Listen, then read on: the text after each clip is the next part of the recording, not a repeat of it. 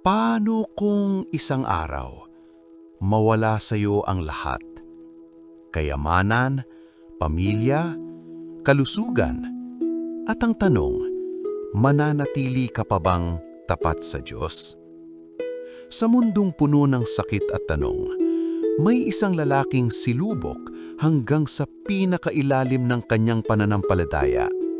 Siya ay nawalan ng lahat, ngunit hindi niya binitiwan ang Diyos. Ako ay nag-aanyaya sa inyo dito sa Macarios Channel kung saan ating muling bubuhayin ang mga makapangyarihang kwento ng Biblia. Ito ang kwento ng pananampalataya sa gitna ng pagdurusa. Ito ang buhay ni Job. May isang lalaking nakatira sa lupain ng Uz na nagngangalang Job. Siya'y isang mabuting tao, sumasamba sa Diyos at umiiwas sa masamang gawain. Mayroon siyang 7 anak na lalaki at 3 anak na babae. Marami siyang tagapaglingkod at siya ang pinakamayaman sa buong silangan. 7,000 ang kanyang tupa, 3,000 ang kamelyo, 1,000 ang baka at 500 ang asno. Nakaugalian na ng kanyang mga anak na lalaki na hali-halining magdaos ng handaan sa kani-kanilang bahay at inaanyayahan nila ang mga kapatid nilang babae. Tuwing matatapos ang ganoong handaan, ipinapatawag ni Job ang kanyang mga anak para sa isang ritual. Maagang bumabangon si Job kinabukasan upang mag-alay sa Diyos ng handog na sinusunog para sa kanyang mga anak, dahil baka lihim na nilalapastangan ng mga ito ang Diyos at sila'y magkasala. Dumating ang araw na ang mga anak ng Diyos ay humarap kay Yahweh at naroon din si Satanas. Tinanong ni Yahweh si Satanas, "Ano bang pinagkakaabalahan mo ngayon?" "Nagpabalik-balik ako sa lahat ng sulok ng daigdig," sagot ni Satanas. "Napansin mo ba ang lingkod kong si Job?" tanong ni Yahweh. "Wala siyang katulad sa daigdig. Mabuti siyang tao, sumasamba sa akin at umiiwas sa masamang gawain." Dugtong pa ni Yahweh. Sumagot si Satanas, "Sasambahin pa kaya kayo ni Job kung wala na siyang nakukuha mula sa inyo? Inaalagaan ninyo siya, ang kanyang pamilya at ang lahat ng ari-arian niya. Pinagpapaala ninyo ang lahat ng kanyang gawin at halos punuin ninyo ng kanyang kayamanan ng bugong lupain. Subukan ninyong alisin ang lahat-lahat sa buhay niya at harap-harapan niya kayong susumpain." Sinabi ni Yahweh kay Satanas, "Kung gayon, gawin mo ng lahat ang gusto mong gawin sa kanya. Huwag mo lamang siyang sasaktan." At umalis si Satanas sa harapan ni Yahweh. Isang araw, nagkakainan at nag-iinuman ng mga anak ni Job sa bahay ng kanilang panganay na kapatid na lalaki. Walang ano-ano'y dumating kay Job ang isa niyang tauhan. Sinabi nito, "Kasalukuyan po naming pinang-aaro ang mga baka at nanginginain naman ang mga asno nang may dumating na mga sabeyo. Kinuha po nila ang mga baka at mga asno at pinatay pa po ang aking mga kasama. Ako lang po ang nakatakas upang magbalita sa inyo." Hindi pa ito nakakatapos sa pagbabalita nang may dumating na namang isa. Sinabi naman ito kay Job, "Tinamaan po ng kidlat ang mga tupa at mga pastol at namatay lahat. Ako lang po ang nakaligtas upang magbalita sa inyo." Hindi pa ito halos tapos magsalita nang may isa na namang dumating. Ang sabi nito, "Sinalakay po kami ng 3 pangkat ng mga kaldeyo. Kinuha nila ang lahat ng kamelyo at pinatay ang aking mga kasama. Ako lang po ang nakatakas upang magbalita sa inyo." Hindi pa rin ito halos tapos magsalita nang may dumating na namang isa at nagsabi, "Habang ang mga anak po ninyo ay nagkakainan at nag-iinuman sa bahay ng panganay nilang kapatid, hinampas po ng napakalakas na hangin ng bahay at bumagsak. Nabagsakan po sila at namatay lahat. Ako lang po ang natirang buhay upang magbalita sa inyo." Tumayo si Job, pinunit ang kanyang damit at nag-ahit ng ulo. Pagkatapos, nagpatira pa siya at sumamba sa Diyos. Ang sabi niya, hubad akong lumabas sa sinapupunan ng aking ina, hubad din akong babalik sa lupa. Si Yahweh ang nagbigay, si Yahweh rin ang babawi. Purihin si Yahweh.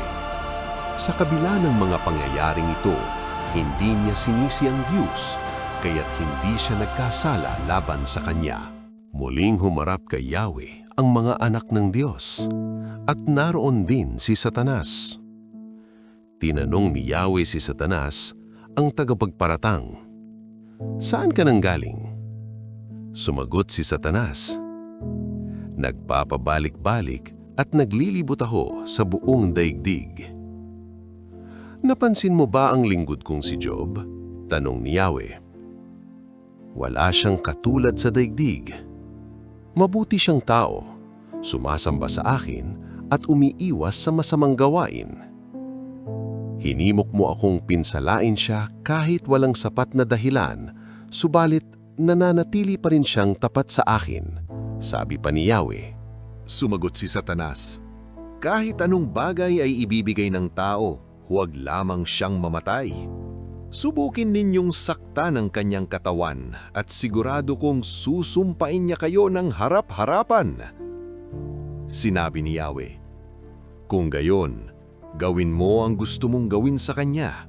Huwag mo lamang siyang papatayin." Kaya umalis si Satanas sa harapan ni Yahweh at tinadtad ng nagnanaknak na sugat ang buo nitong katawan mula ulo hanggang talampakan. Naupo si Job sa tabi ng basurahan at kinamot niya ng isang pirasong basag na palayok ang kanyang mga sugat. Sinabi ng kanyang asawa, "Mananatili ka pa bang matuwid? Sumpain mo lang ang Diyos at nang mamatay ka na." Ang sagot ni Job, "Hindi mo naiintindihan ang iyong sinasabi. Pagpapala lang ba ang tatanggapin mo sa Diyos? Hindi ba natin tatanggapin kung bigyan niya tayo ng pagdurusa?" Sa kabila ng kanyang paghihirap, hindi nagsalita si Job ng laban sa Diyos. Ang masamang nangyari kay Job ay nabalitaan ng tatlo niyang kaibigan, sina Elifaz na Timaneo, si Bildad na Suhita at si Zophar na Naamita. Nagkasundo silang tatlo na dalawin si Job upang palakasin ang loob niya at makiramay sa kanya. Malayo pa sila ay nakita na nila si Job, ngunit hindi nila ito nakilala. Nang makilala nila ito, hindi nila napigilang umiyak ng malakas. Pinunit nila ang kanilang mga damit at naglagay ng abo sa ulo dahil sa pagdadalamhati. 7 araw at 7 gabi silang naupo sa lupa kasama ni Job, ngunit hindi nila ito pinagsabihan ng kahit ano sapagkat nakikita nilang hirap na hirap ito sa kanyang kalagayan. Pagkaraan ng matagal na pananahimik, nagsalita si Job at isinumpa ang araw nang siya'y isilang. Ito ang kanyang sinabi, "Hindi na sana ako ipinanganak pa at hindi na rin sana ako ipinaglihi. Nabalot na sana ng dilim at huwag mo na sanang maalala pa ang araw na iyon, O Diyos. Huwag mo na sanang pasikatan pa ito ng liwanag." Nanatili na lamang sana ito sa takip ng kadiliman at nabalot ng ulap upang huwag nang sikatan ng araw. Nalagas sana ito sa tangkay ng panahon at hindi na napabilang sa aklat ng kasaysayan. Ang gabing iyon sana'y malumbay, wala na sanang sigaw ng kagalakan at sumpain ng mga salamangkerong nagpapaamo ng dambuhalang Lebyatan. Huwag na sanang sumikat ang bituin sa umaga, at huwag na sanang sundan ng umaga ang gabi. Sumpain ang gabi ng aking pagsilang na nagdulot sa akin ng ganitong kahirapan. Bakit hindi pa ako namatay sa tiyan ng aking ina? O kaya't noong ako'y isilang niya?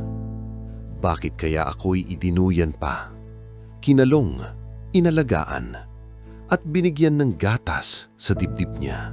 Kung namatay ako noon, ako sana'y tahimik na, mahimbing na natutulog at nagpapahinga. Katulad ng mga hari at pinunong yumao na noong panahon nila'y nagtayo ng mga palasyo. Tahimik na sana ako tulad ng mga pinunong nakapag-imbak sa kanilang bahay ng mga ginto at pilak.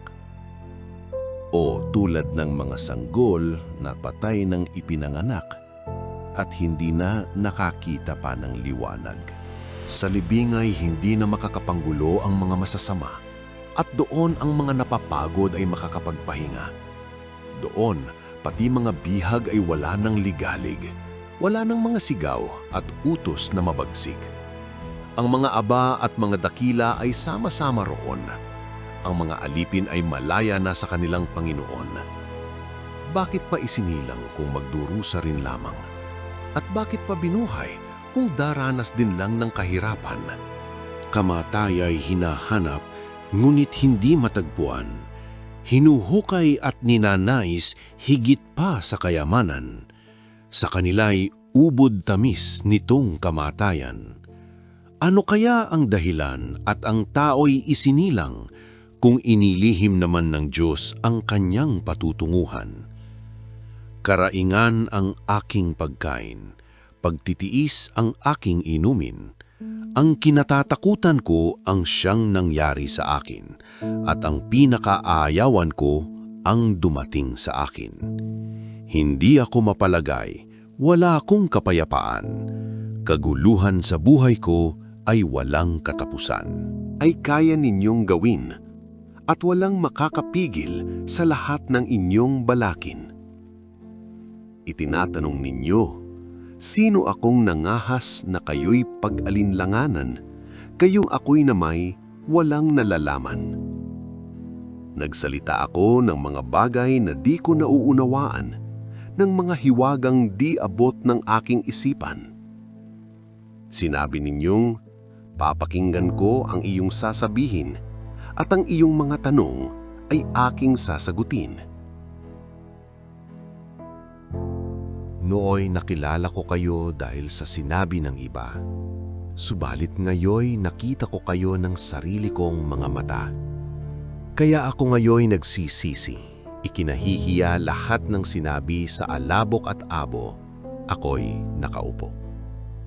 Pagkasabi nito kay Job, si Eliphaz na Timaneo naman ang hinarap ni Yahweh.